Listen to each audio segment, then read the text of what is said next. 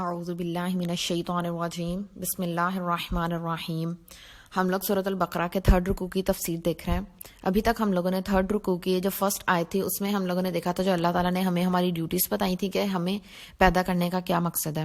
اس کے بعد جو 2nd آیت تھی اس میں اللہ تعالیٰ نے اپنی نعمتوں کا ذکر کیا تھا اور ہمیں اپنی نعمتیں گنوائی تھیں۔ اس کے بعد جو کل ہم لوگوں نے دیکھا تھا اس میں جو نان مسلمس آبجیکشنز کرتے تھے قرآن پاک پر، اللہ تعالیٰ نے انہیں جسٹیفائی کیا تھا اور ساتھ تھوڑا سا جہنم کا ذکر تھا۔ آج ہم لوگ سورۃ البقرہ کے 3rd رکوع کے 5th آیت کو انشاءاللہ تعالیٰ دیکھیں گے۔ صرف ایک ہی آیت دیکھنی ہے۔ اس آیت کا نا جو ابھی تک ہم لوگوں نے سورۃ البقرہ کے 2 رکوع فرسٹ دیکھے تھے اور جو سورۃ الفاتحہ پڑھی تھی نا اس کے کچھ پوائنٹس کے ساتھ لنک ہے، وہ کیسے ہے میں وہ بتاتی ہوں۔ اور اس آیت کے نا 2 حصے ہیں جن کو ہم نے اگلے دیکھنا ہے انشاءاللہ۔ پہلے میں آپ کو نا لنک بتاتی ہوں، اس کے بعد یہ آیت پڑھتے ہیں انشاءاللہ۔ ہم لوگوں نے نا سورۃ الفاتحہ میں دیکھا تھا کہ اللہ تعالیٰ نے کہا تھا مالک یوم الدین، بدلے کے دن کا مالک۔ بدلے کے دن کا مطلب ہم نے دیکھا تھا کہ جس دن ہم لوگوں کو جزا یا سزا ملے گی، تو اس میں سے جو جزا کا جزء ہے نا، جو جزا کا پوائنٹ ہے، اس آیت میں بیسیکلی اس کے بارے میں تھوڑا سا ہمیں بتایا گیا۔ اس کے بعد ہم لوگوں نے دیکھا تھا اسی سورۃ الفاتحہ میں آخری میں تھا کہ انعمت علیہم، کہ اللہ تعالیٰ ہمیں ویسا بنانا انعمت علیہم جن پر تو نے انعام کیا۔ تو بیسیکلی اس آیت میں نا اللہ تعالیٰ اس انعام کا ذکر کریں گے کہ جن لوگوں پر انعام کیا، وہ انعام ہے کیا، وہ جو گفٹس اللہ تعالیٰ نے انہیں دیے تھے، جو پریزنٹس انہیں ملے تھے، وہ تھے کیا بیسیکلی، جس کے لیے ہم دعا کر رہے ہیں۔ اور پھر اس آیت کے جو پہلا حصہ نا اس میں ان انعام یافتہ لوگوں کے بارے میں بتایا گیا کہ ان کے کریکٹرسٹکس کیا ہیں، ان کے اعمال کیسے ہیں۔ ٹھیک ہو گیا۔ اس کے بعد اب آ جائیں سورۃ البقرہ پہ۔ سورۃ البقرہ پہ نا ہم لوگوں نے دیکھا تھا کہ جو فرسٹ کیٹیگری تھی جو کہ ہدم من ربہم، اللہ کی طرف سے، ان کے رب کی طرف سے انہیں ہدایت ملی، تو ان کے لیے اس میں ہم لوگوں نے نا 5 ان کے کریکٹرسٹکس دیکھے تھے۔ اس میں سے جو 2 تھے نا، ایک تو تھا کہ وہ ایمان بالآخرہ، آخرت پر ایمان رکھتے ہیں، اور ایمان بالغیب، غیب پر ایمان رکھتے ہیں۔ ان 2 پوائنٹس کے بارے میں بھی ہے۔ کیسے ہے؟ آخرت میں ہم لوگوں نے دیکھا تھا کہ کیا ہوگا، کہ ہمارا حساب ہوگا، پھر جزا اور سزا ہوگی۔ وہی پوائنٹ آ جاتا ہے جیسے مالک یوم الدین میں تھا، جو ہم لوگوں کو جزا ملے گی نا اس کا ذکر ہے اس میں بیسیکلی، ٹھیک ہے۔ اور غیب پر ایمان ایسے ہے کہ اس آیت میں ہم لوگوں کو جنت کے بارے میں بتایا جا رہا ہے، اور جنت وہ چیز ہے جسے ہم نے دیکھا نہیں، ہم نے سنا نہیں، ہم نے سونگھا نہیں، جو ہماری سینسز سے باہر کی چیز ہے۔ اور ہم نے دیکھا تھا غیب وہی چیز ہوتی ہے جو کہ ان سین ہے۔ تو پھر جنت کے بارے میں ذکر، اور جنت ایک غیب کی چیز ہے، تو اس سے کیا ہوگا کہ ہمارا غیب پر ایمان زیادہ ہوگا انشاءاللہ تعالیٰ، اور جو آخرت پر ایمان ہے وہ۔ اور پھر اینڈ پہ تھا کہ وَأُولَٰئِکَ هُمُ الْمُفْلِحُونَ، کہ یہ وہ لوگ ہیں جو فلاح پانے والے ہیں۔ تو اس آیت میں اللہ تعالیٰ نے فلاح کو ڈیفائن کیا ہے کہ جو کامیابی ہے وہ بیسیکلی کیا ہے، کس چیز کو حاصل کرنے کے بعد ہم کہہ سکتے ہیں کہ یہ بندہ فلاح پا چکا ہے۔ ٹھیک ہے، اب یہ میں نے ان کا لنک بتا دیا پیچھے سے، اور اب میں اس آیت کی تلاوت کرتی ہوں، اس کا ترجمہ، اور پھر ہم انشاءاللہ تعالیٰ اس کی تفسیر دیکھتے ہیں۔ بسم اللہ الرحمن الرحیم۔ وبشر الذین آمنوا وعملوا الصالحات ان لهم جنات تجری من تحتها الانہار كلما رزقوا منها من ثمرة رزقا قالوا هذا الذي رزقنا من قبل واتوا به متشابها ولهم فيها ازواج مطہرة وهم فيها خالدون۔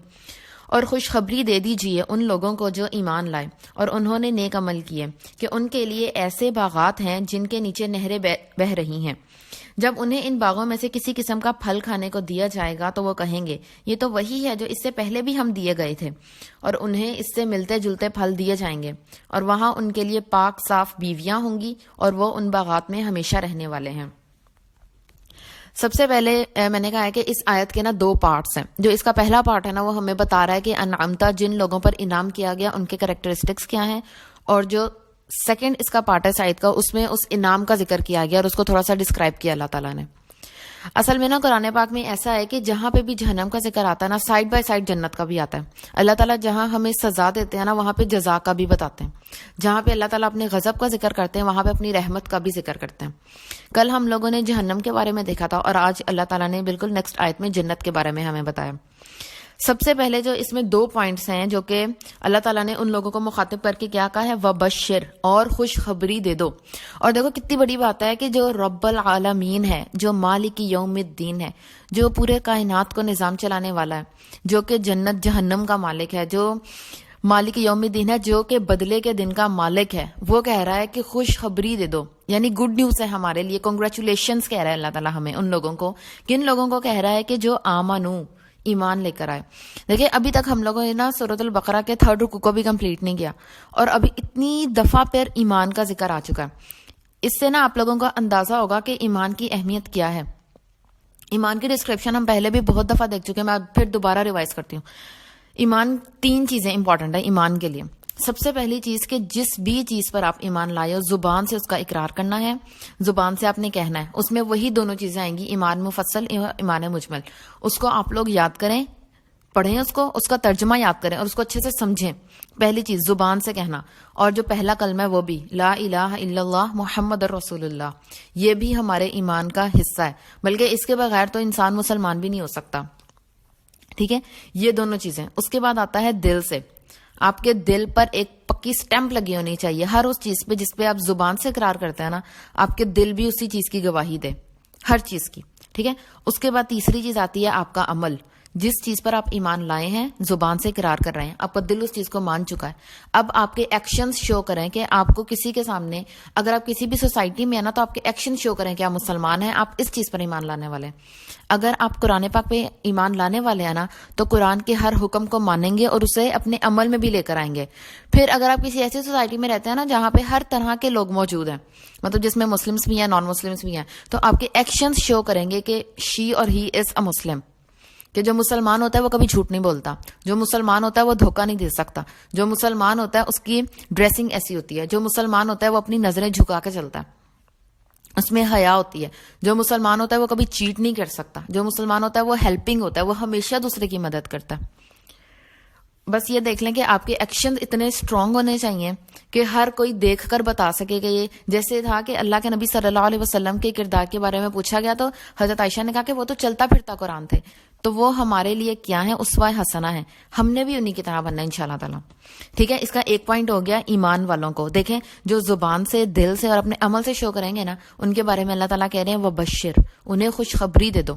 اور جسے اللہ نے خوشخبری دے دی اس کے لیے پیچھے کیا رہ جاتا پھر.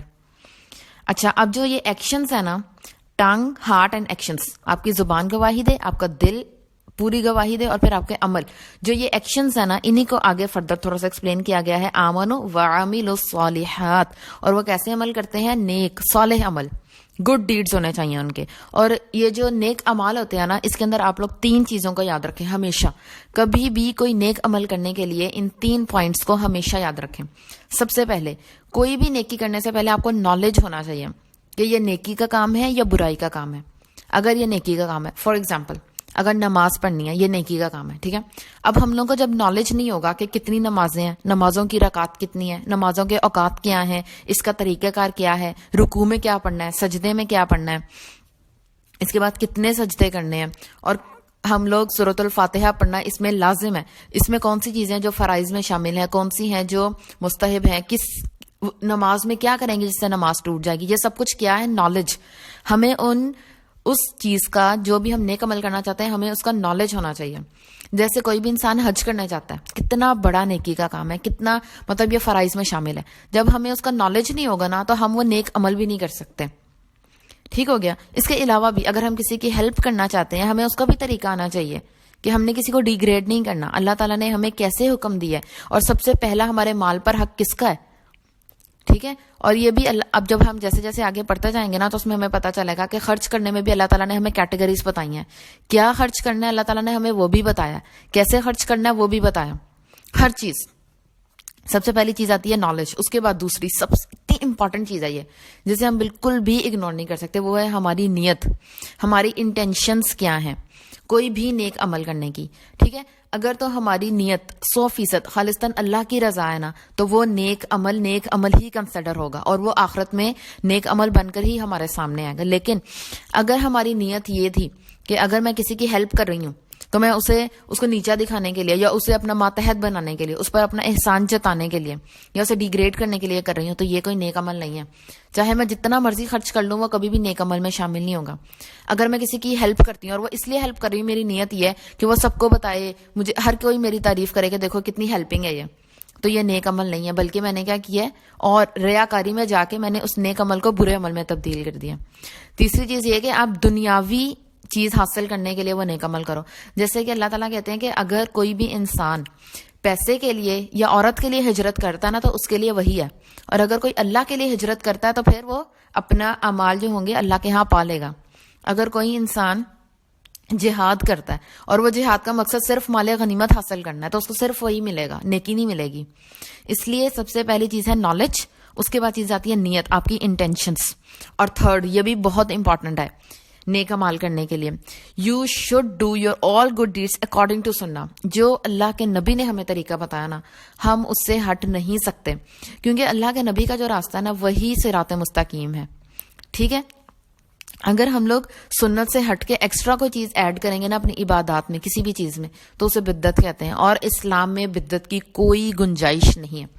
اس کے لیے نا ایک رول بتایا جاتا ہے, وہ رول آپ لوگ یاد رکھ لیں کہ ہر عبادت حرام ہے سوائے اس کے جس کا اللہ اور اس کے رسول نے ہمیں حکم دیا, جو ہمیں قرآن اور سنت سے ملتی ہے. اس کے علاوہ کوئی بھی عبادت نہیں کرنی.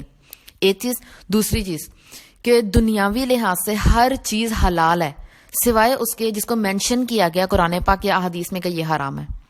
اگر آپ لوگ یہ رول یاد رکھیں گے نا تو انشاءاللہ آپ لوگوں کو کبھی بھی آپ بدعت کی سائڈ پہ نہیں جائیں گے انشاءاللہ.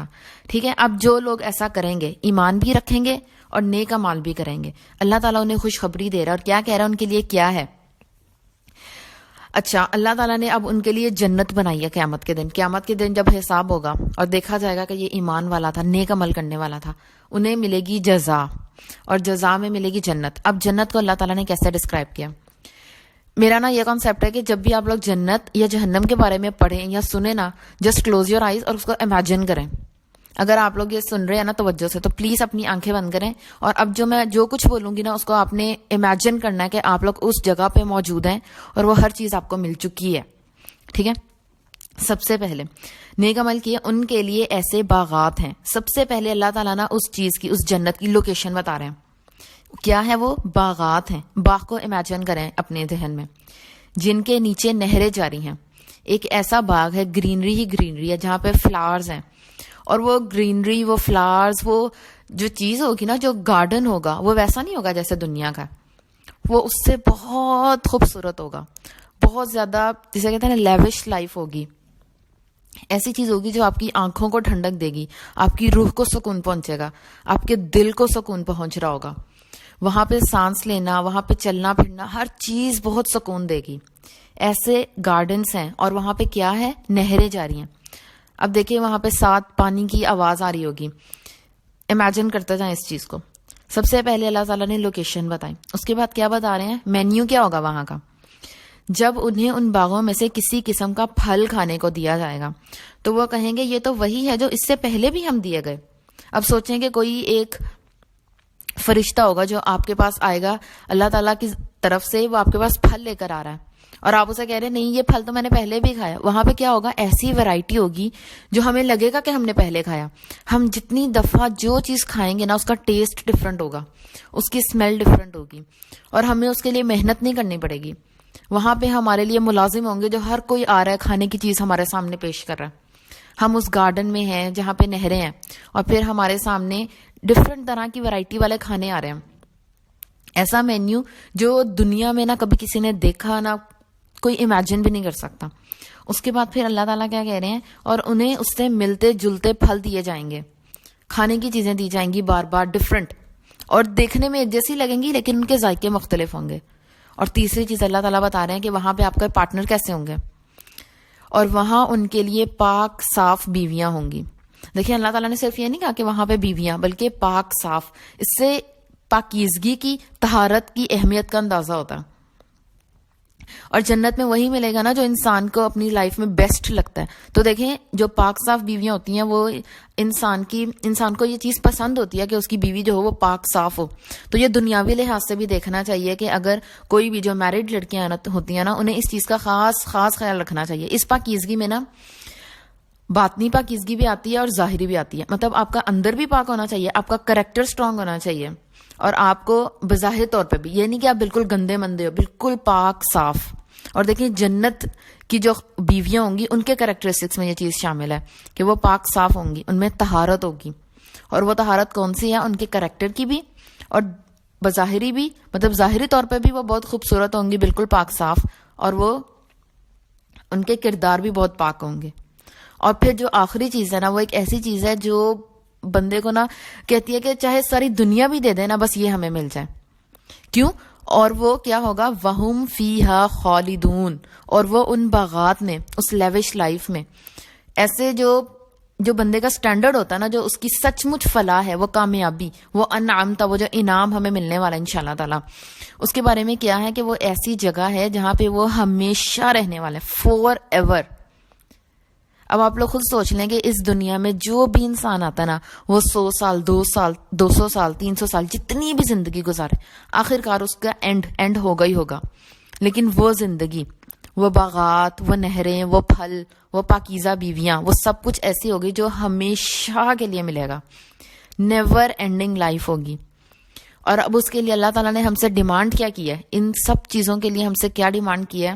آمنوا وعملوا الصالحات، ایمان اور نیک عمل.